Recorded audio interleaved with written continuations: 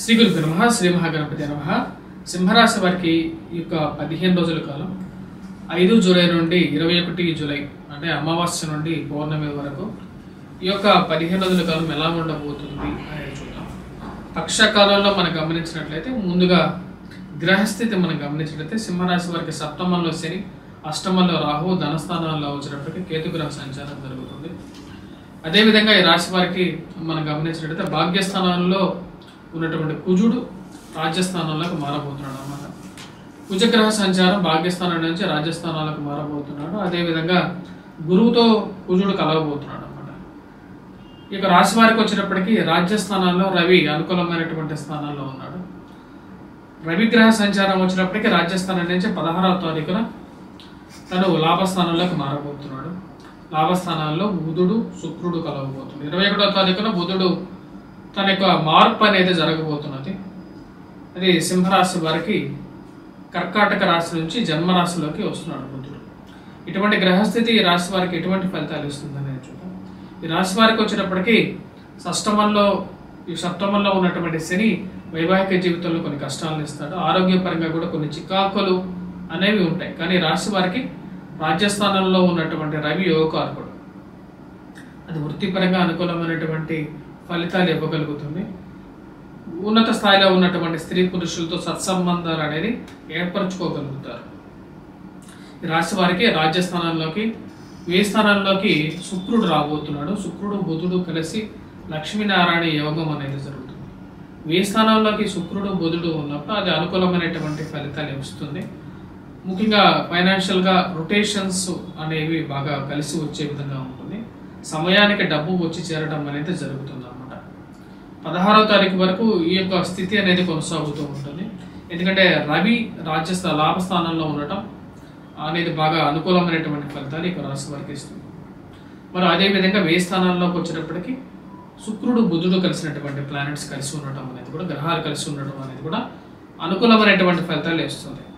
సింహరాశి వారికి వచ్చేటప్పటికి ముఖ్యంగా ధనస్థానాల్లో కేతుగ్రహ సంచారం అనేది ప్రతికూలంగా ఉంటుంది. అదేవిధంగా అష్టమంలో రాహుగ్రహ సంచారం అనేది కూడా ప్రతికూలం అనమాట. అంటే ఇరుగు పొరుగు సఖ్యత విషయంలో జాగ్రత్తలు అనేది ముఖ్యం. అష్టమంలో రాహు సంచారం జరుగుతున్నప్పుడు జీవిత భాగస్వామి ఆరోగ్య సంబంధితమైన విషయం, అదేవిధంగా మీ యొక్క ఆరోగ్యాన్ని కూడా మీరు చూసుకోవాలి. వైవాహిక జీవితంలో మనస్పర్ధల విషయంలో జాగ్రత్తలు అనేది ముఖ్యం. శని యొక్క దృష్టి సప్తమాన్ని, అదేవిధంగా ధనస్థానాన్ని, కేతువును కూడా చూస్తాడు. మరి భాగ్యస్థానాన్ని కూడా చూస్తున్నాడు అన్నమాట శని. ఇవన్నీ ప్రతికూలమైనటువంటి ఫలితాలుగా గోచరిస్తూ ఉన్నాయి. కాకపోతే రాశి వారికి ముఖ్యంగా అనుకూలమైనటువంటి కాలం ఏంటంటే రవి యొక్క అనుకూలత అనేది 16వ తారీఖు వరకు బాగా కలిసి వస్తుంది. దాని రీత్యా వచ్చేటప్పటికి ఉద్యోగ పరంగా బాగా అనుకూలంగా ఉండే విధంగా ఉంటుంది సింహరాశి వారికి. అదేవిధంగా నూతన ఆపర్చునిటీస్ అనేవి కలిసి రావటం 16వ తారీఖు వరకు. సో మొదటి వారం అనేది కొంచెం బాగా ఎక్కువగా పాజిటివ్గా ఉండే విధంగా ఉంటుంది. భాగ్యస్థానాల్లో ఉన్నటువంటి కుజుడు యోగ్యకారకుడు కాదు. అనుకోని గొడవలు కలిసి వస్తూ ఉంటాయి అన్నమాట. అంటే మీరు ఎవరితో గొడవ పెట్టుకోవాలి అనుకోకపోయినా సరే ఒకరితో గొడవ పెట్టుకోవడం అనేది కొంచెం ప్రతిబంధకంగా ఉంటుంది. రాజ్యస్థానంలోకి మారబోతున్నాడు అన్నమాట ఈ యొక్క కుజుడు. ఇది కొంచెం జాగ్రత్తగా ఉండాల్సినటువంటి సమయం. ఉద్యోగపరంగా జాగ్రత్తగా ఉండాల్సినటువంటి సమయంగా మీరు గుర్తుపెట్టుకోవాలి.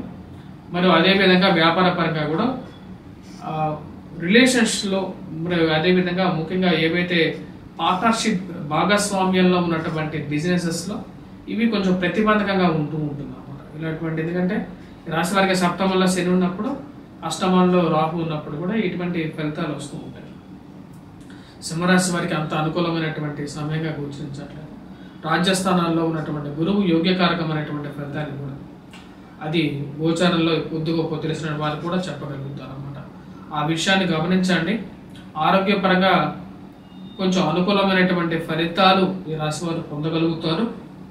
కానీ ఈ రాశి వారికి వచ్చేటప్పటికి కొంచెం ప్రతికూలమైనటువంటి ఫలితాలు వచ్చేటప్పటికి ఇటువంటివి స్థితి గోచరిస్తున్నది.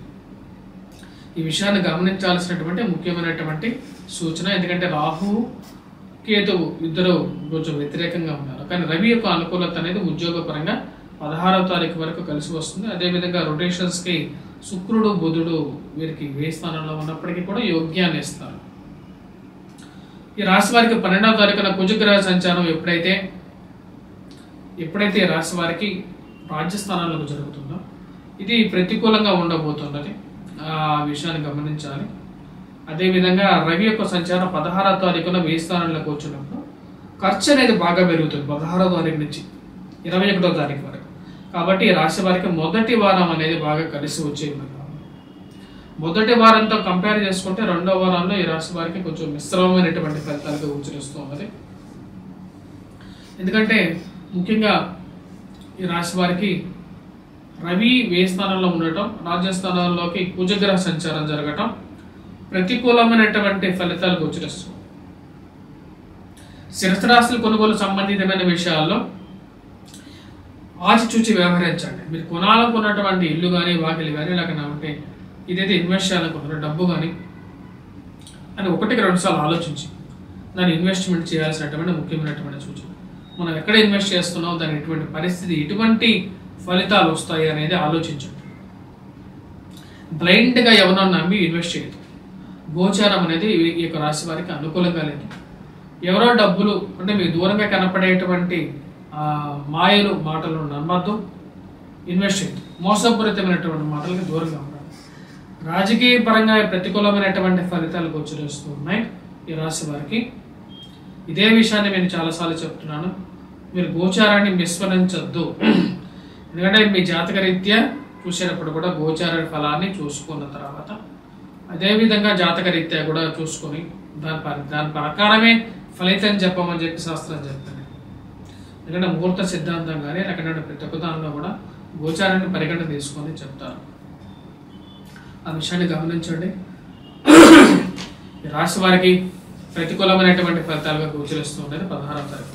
విద్యార్థులకు ఎలా ఉందని నేను చూద్దాం. విద్యార్థులకు వచ్చినప్పటికీ మిశ్రమమైనటువంటి ఫలితాలుగా చెప్పవచ్చు. మొదటి వారంలో విద్యార్థులకు అనుకూలంగా ఉంది. పోటీ పరీక్షల్లో ప్రిపేర్ అవుతున్నటువంటి వారు, గ్రూప్స్ సివిల్స్ ఎగ్జామ్స్ రాస్తున్నటువంటి వారికి కూడా మొదటి 16వ తారీఖు వరకు మంచి అనుకూలమైనటువంటి ఫలితాలు పొందగలం. రెండవ వారంలో చూసుకున్నట్టే విద్యార్థులకు మిశ్రమైనటువంటి ఫలితాలు. ఎందుకంటే గురువు అనుకూలత లేదు, రవి యొక్క అనుకూలత లేదు, కుజుడు అనుకూలమైనటువంటి ఫలితాలు ఇవ్వట్లేదు, ధనస్థానాల్లో కేతు అనుకూలంగా లేడు, సప్తమంలో శని, అష్టమంలో రాహువు. ఇది ప్రతిబంధకంగా మారే విధంగా ఉంది 16వ తారీఖు తర్వాత. సో మీరు చేసుకోవాల్సినటువంటి పరిహారాల్లో ముఖ్యమైనది. సో ఈ రాశి వారికి వచ్చేటప్పటికీ విద్యార్థులకు మిశ్రమమైనటువంటి ఫలితాలుగా చెప్పచ్చు.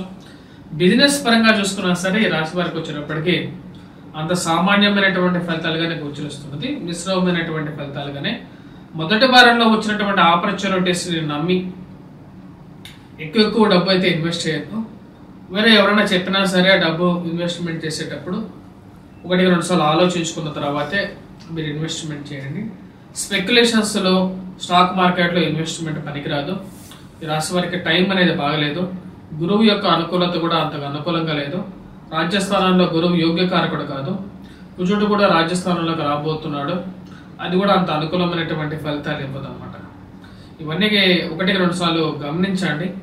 బిజినెస్ పరంగా ఇన్వెస్ట్మెంట్స్ కేతువుకి వచ్చినప్పటికి వినాయకుడిని, దుర్గాదేవికి పూజించండి. అదేవిధంగా సుబ్రహ్మణ్యేశ్వర స్వామిని పూజించాల్సినటువంటి ముఖ్యమైనటువంటి సూచన. శుక్రుడికి రవికి కాంబినేషన్ ఎప్పుడైతే 16వ తారీఖు జరుగుతుందో అప్పటి నుంచి ముఖ్యంగా స్త్రీలతో కొంచెం జాగ్రత్తగా ఉండండి. వివాదాస్పదమైనటువంటి నిర్ణయాలు తీసుకోవద్దు. ఆ విషయానికి దూరంగా ఉండడం అనేది ముఖ్యమైనటువంటి సూచనగా చెప్పడం జరుగుతుంది. స్వస్తి.